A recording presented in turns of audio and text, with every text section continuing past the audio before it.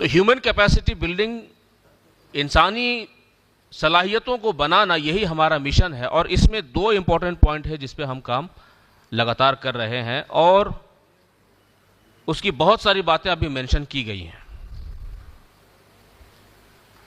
میرا آبجیکٹو ہے لوگوں کو بنانا، یعنی ماڈرن جنریشن کو ری ڈیزائن کرنا۔ ہم میں سے ہر ایک انسان جب اس بات پہ غور کرے گا، کیا ابھی کے لوگوں میں تبدیلی کی ضرورت ہے؟ کیا ابھی سماج میں بہتری لانا چاہیے؟ کیا ابھی ماحول میں بہتری آنا چاہیے؟ کیا ہمارے حالات میں بہتری آنا چاہیے؟ تو ہم سبھی کو جواب خود بخود ملے گا کہ ہاں، بہتری ہونا چاہیے۔ اب اس میں ایک سوال ہے کہ بہتری کہاں آتی ہے؟ بہتری کیا حالات میں آتی ہے، چیزوں میں آتی ہے، یا بہتری انسان میں آ سکتی ہے؟ The changes can be brought about in the personality of the people. If we want to bring change, we need to change the capacity, performance, personality of our generation.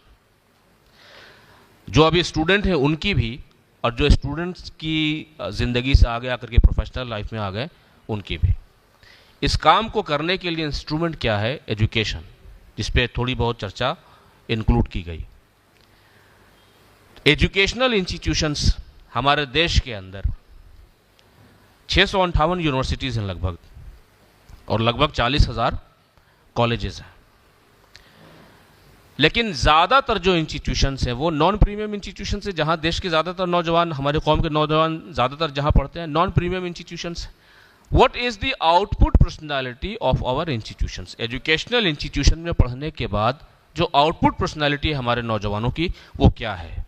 ہم یہ دیکھتے ہیں کہ آؤٹ پٹ پرسنالٹی ویسی نہیں ہے جیسا کہ ہونا چاہیے۔ ایک پڑھے لکھے نوجوان کو جس کوالٹی کا ہونا چاہیے اس کوالٹی کا نوجوان نہیں ہے۔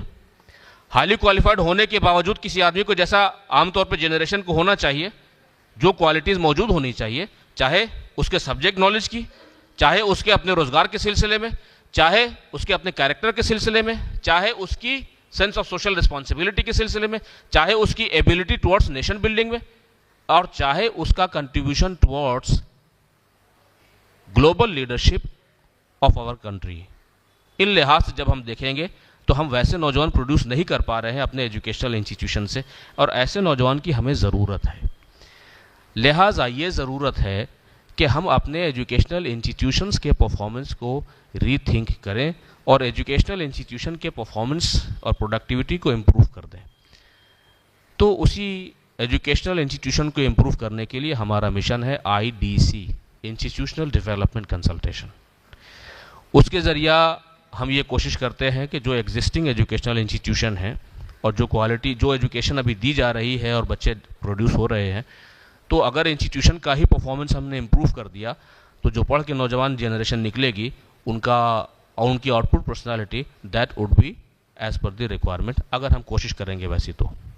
یہ ہمارا مین کام اور مین مہم جس پہ لگاتار ہم کام کر رہے ہیں۔ آج کے موضوع پہ جو ہم باتیں کہنا چاہتے ہیں اس کی اب شروعات کریں ہم لوگ۔